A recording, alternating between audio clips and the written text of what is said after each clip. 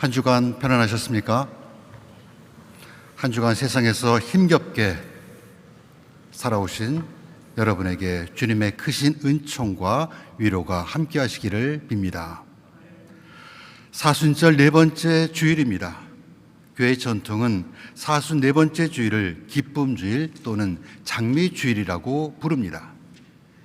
이날 사제는 참회를 상징하는 어두운 자색 제의 대신 기쁨과 위로를 의미하는 화사한 장미색 제의로 갈아입고 사순절 한가운데서 미리 부활의 기쁨을 상상합니다. 잘 어울립니까? 내년 장미주일에는 교우분들도 함께 장미색을 입고 예배를 드렸으면 어떨까 하는 상상을 해봅니다. 장미주일은 사순절 40일의 긴 순례길을 절반쯤 걷고 있는 우리들에게 그리스도의 부활이 멀지 않았으니 그날의 기쁨을 생각하며 조금만 더 힘을 내라고 격려하기 위해 제정된 날입니다. 오늘 하루쯤 극기와 절제의 짐을 잠시 내려놓으시고 숨고르기를 하며 부활이라는 우리 신앙의 엄청난 사건을 준비하는 재충전의 시간이 되기를 바랍니다. 성부와 성자와 성령의 이름으로 말씀드립니다. 오늘 복음은 처음부터 바리사이파 사람들과 율법 학자들의 불평으로 시작합니다. 그들은 예수님의 말씀을 들으려고 모여드는 사람들을 보고는 저 사람은 죄인들을 환영하고 함께 음식을 나누고 있구나 하며 몹시 못마땅해 했습니다. 예수님께서 가난하고 부끄러운 많은 이들과 함께하는 식탁을 넓히시는 것을 보고는 고매한 바리사이파 사람들과 율법 학자들이 불만을 갖고 투덜거리고 있는 것입니다. 이렇던 아들의 비유는 이에 대한 응답으로 예수님께서 연속해서 들려주신 세 가지 비유 가운데 마지막 이야기입니다. 첫 번째 비유에서 하느님은 99마리의 양을 남겨두고 잃어버린 한 마리 양을 찾아 길을 나서는 목자로 묘사됩니다.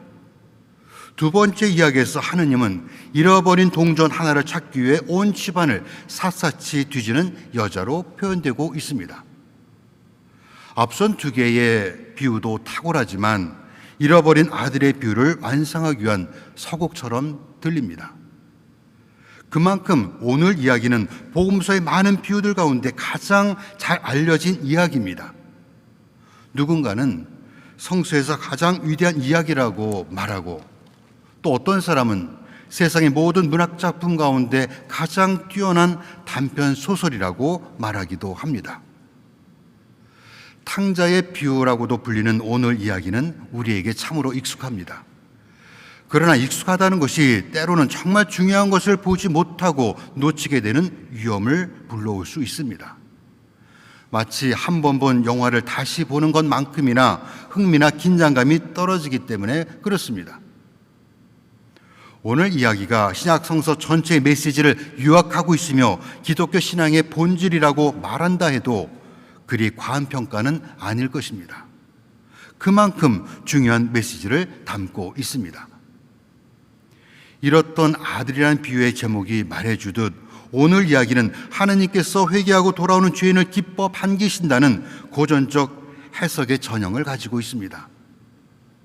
따라서 사제가 어떻게 설교하든지 회개하는 자를 용서하시는 자비로우신 하나님으로 결론 맺게 될 것이라고 지레 단정하게 됩니다. 그렇지만 오늘 이야기는 셀 수 없을 만큼 다양한 해석이 가능합니다. 따라서 우리가 선입견을 접고 오늘 복음의 귀를 기울이고 경청한다면 하나님은 우리가 미처 깨닫지 못한 진리로 우리를 놀라게 하실 것입니다. 그래서 성서는 살아있는 하느님의 말씀이라고 하나 봅니다. 비유에서 작은 아들은 아버지에게 무리하게도 자기 몫의 재산을 달라고 청합니다. 당시 상속은 아버지의 죽음을 전제로 하기에 아들의 요구는 아버지의 존재를 부정하는 것과 다르지 않습니다. 이와 같은 작은 아들의 태도에서 오래전 이스라엘 백성들의 그림자를 보는 것만 같습니다. 오늘 일독서 여호수아 6장은 모세의 뒤를 이어 이스라엘의 지도자가 된 여호수아가 백성들을 이끌고 요르단강을 건너 마침내 약속의 땅에 첫 발을 내딛는 장면을 보여주고 있습니다. 약속의 땅에서 과일절 축제를 지낸 다음 날 그들은 땅에서 거둔 소출로 떡을 만들어 먹었습니다. 그 다음 날부터 광야 40년 동안 하늘에서 내리던 만나가 멈추었습니다. 정착한 땅에서 첫 소출을 거두었기에 더 이상 만나는 필요가 없어진 것입니다. 그런데 문제는 여기서부터 시작됩니다. 만나는 하루만 지나도 벌레가 생기고 쉰내가 나서 모아들이거나 저장해 둘 수가 없었습니다. 그래서 사람들은 필요한 만큼만 거두어들이고 남은 것은 이웃과 나누었습니다. 사람들은 소유에 욕심을 품지 않고 하느님이 주시는 은총에 기대어 매일의 삶을 살았습니다. 그러나 이제는 아닙니다. 하늘에서 만나가 내릴 때는 주시는 이가 하느님이시라는 것을 분명히 알았지만 땅에서 소출을 거두기 시작하면서 모든 것을 땀 흘려 수고한 자신들의 공으로 여기게 된 것입니다. 하나님의 은혜의 자리는 점차 인간의 탐욕과 이기심이 차지하게 되었습니다. 아버지께 자신의 몫의 유산을 받아 세상에서 보란 듯 살아보려고 집을 나간 작은 아들도 그랬습니다. 집을 떠난 그는 아버지의 재산으로 얼마 동안은 풍요롭게 지낼 수 있었습니다. 사람들은 돈을 물쓰듯 하는 그를 호의적으로 대해주었습니다. 하지만 방탕한 생활로 모든 재산을 탕진한 그를 맞아주는 곳은 아무것도 없었습니다.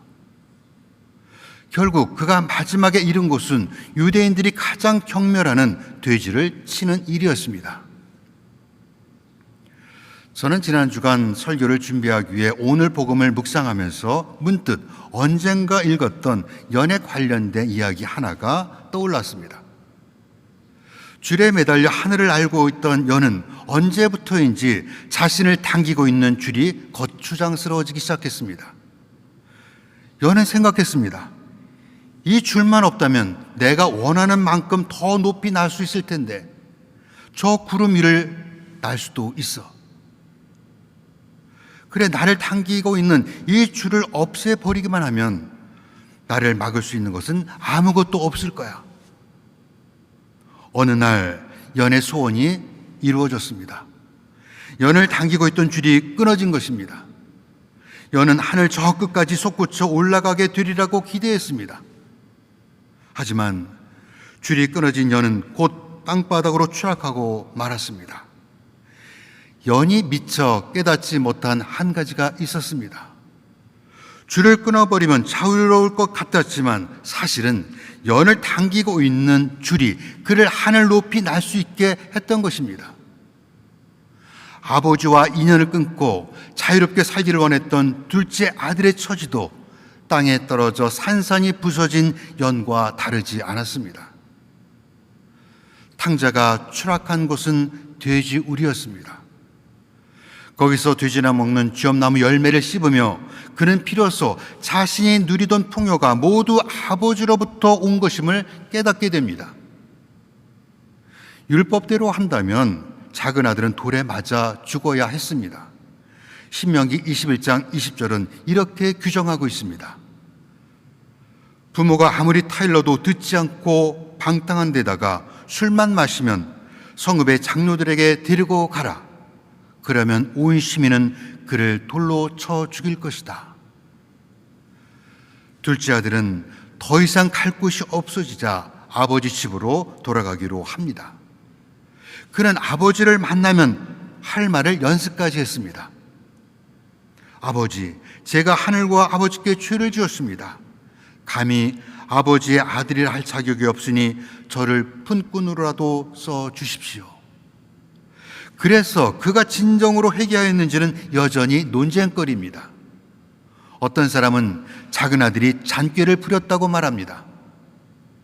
하지만 작은 아들이 집으로 돌아가기로 결심한 동기가 무엇이든지 간에 아버지는 그를 위해 새우과 배불리 먹일 음식을 준비하고 있었습니다. 아버지는 멀리서 아들을 바라보고 치근한 생각이 들어 달려가 끌어안고 입을 맞춥니다. 아버지는 가지고 나간 내 재산을 어떻게 했느냐 묻지 않았습니다. 너가 무슨 짓을 했는지 아느냐 책망하지도 않았습니다. 이에 대해 오늘 이 독서에서 사도 바울로는 하느님께서는 인간의 죄를 묻지 않으시고 그리스도를 내세워 인간과 화해하셨습니다라고 말합니다. 조건이 붙은 사랑과 용서는 진짜가 아닙니다. 언제든 되돌릴 수 있기에 그렇습니다. 아버지의 용서에는 어떤 조건도 붙어 있지 않았습니다. 아버지는 아들의 과거에 대해 아무것도 묻지 않으셨습니다.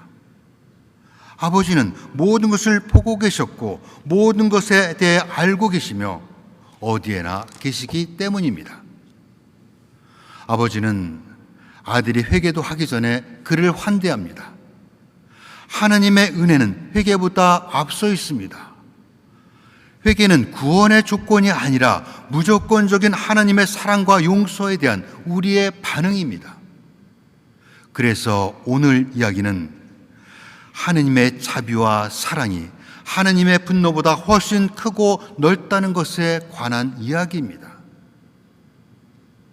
이야기는 여기서 끝나지 않습니다. 아직 회개할 사람이 남아 있습니다. 오늘 복음의 서두에서 알 수 있듯 예수님이 말씀하신 비의 화살이 겨누고 있는 관역은 세리나 죄인이 아닙니다. 오히려 스스로 거룩하다고 여기는 바리사이파 사람들과 율법 학자들에게 들려주신 말씀입니다. 그들은 집에 남아있던 아들이 그랬듯 아버지가 베푸는 잔치의 주인공은 당연히 자신들이어야 한다고 생각하고 있었습니다. 그들은 예수께서 잃어버린 양과 동전의 비유를 말씀하실 때 당연히 세리와 죄인을 생각했습니다. 그런데 바리사이파 사람들과 율법 학자들은 아버지가 베푸시는 잔치에서 소외된 큰 아들의 이야기를 듣고 큰 충격에 빠집니다. 그들은 예수님께서 잃어버린 양의 비유를 말씀하실 때나 잃었던 동전을 이야기하실 때 내심 자신들은 우리 안에 남아있는 99마리의 양이나 여자의 주머니에 남아있던 동전 9개에 속해 있다고 믿었기 때문입니다. 그리고 세 번째 비유를 들려주실 때는 자신들은 집에 남아 충실하게 아버지를 섬겼던 큰 아들이라고 믿어 의심치 않았습니다. 그들은 잃었던 아들의 비유도 앞서 두 비유의 패턴을 따를 것으로 생각했습니다. 집을 나간 둘째 아들이 잘못을 회개하고 아버지께 돌아오는 것으로 훈훈하게 이야기가 끝날 것이라고 상상했던 것입니다. 그런데 비유는 아무 잘못도 없을 것 같은 큰 아들의 이야기로 옮겨갑니다. 당혹스럽기는 우리도 마찬가지입니다. 우리의 대부분은 작은 아들이 아니라 큰 아들을 더 닮아 있기 때문입니다. 우리는 집을 나가지 않았고 계명을 지켰으며 남의 것을 훔치거나 나쁜 짓을 하지 않았습니다. 그래서 우리의 마음 한켠에는 돌아온 탕자를 관대하게 대하는 아버지의 처사를 값싼 은혜라고 평가절하하면서 일정 부분 큰 아들의 심정에 동의할 수 있습니다. 큰 아들이 그랬습니다. 그는 방탕한 생활 끝에 빈털터리가 되어 집에 돌아온 동생을 환대하는 아버지를 못마땅해 하며 아버지가 마련한 잔치에 참여하기를 거부합니다. 그는 나는 열흘 동안 종이나 다름없이 일을 하면서 아버지의 명령을 어긴 일이 한 번도 없었는데 나에게는 친구들과 즐기라고 염소새끼 한 마리 주지 않았다고 아버지에게 불만을 터뜨립니다. 큰아들이 아버지에게 제기한 문제는 정의와 공정성의 문제입니다. 그러나 하나님의 공의를 이해하는 것은 간단하지 않습니다. 그것은 우리가 정의와 하나님의 사랑을 혼동하는 것에서 비롯합니다. 정의가 공정성과 관련되어 있다면 사랑은 맹목적입니다. 공정성이 균형을 이루는 것이라면 사랑은 그 그 한계가 없습니다. 정의는 때로 판단과 응징을 필요로 하지만 사랑은 화해와 맞닿아 있습니다. 아버지는 두 아들 사이를 오가며 둘의 관계를 화해시키려 무던히 애를 씁니다. 화해는 큰아들이 불평하는 정의나 공정성의 문제가 아닙니다. 아버지의 무한한 자비와 사랑입니다. 그리스도는 그의 죽음과 부활 안에서 하나님과 인간 그리고 세상을 화해시키셨습니다. 아버지는 불평을 하는 큰 아들에게 죽었던 네 동생이 돌아오지 않았느냐 하고 둘의 관계가 형제라는 것을 상기시킵니다.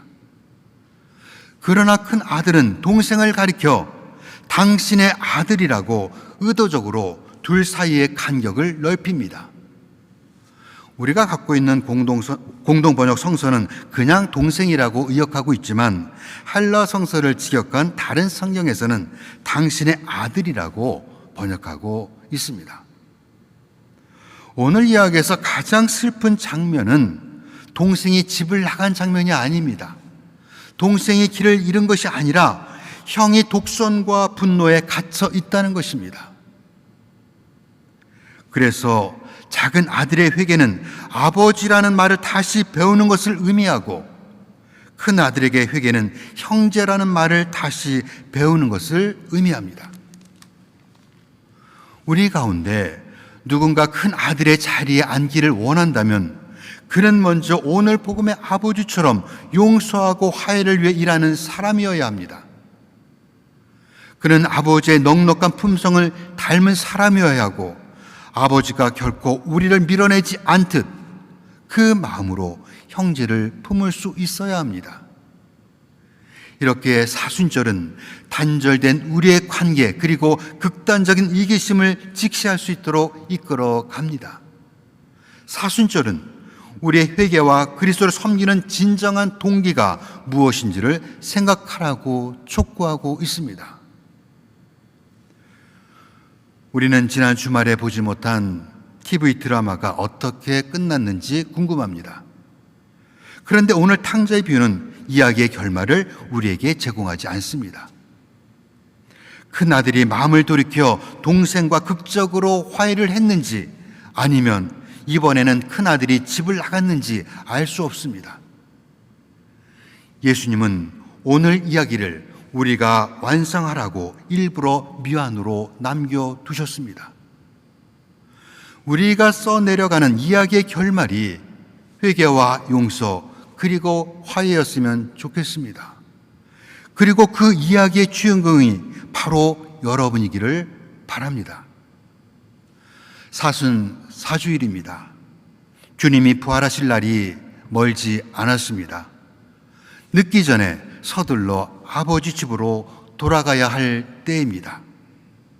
거기서 작은 아들이 그랬듯 아버지 하나님의 용서와 풍성한 사랑을 경험하시기를 바랍니다. 성부와 성자와 성령의 이름으로 말씀드렸습니다.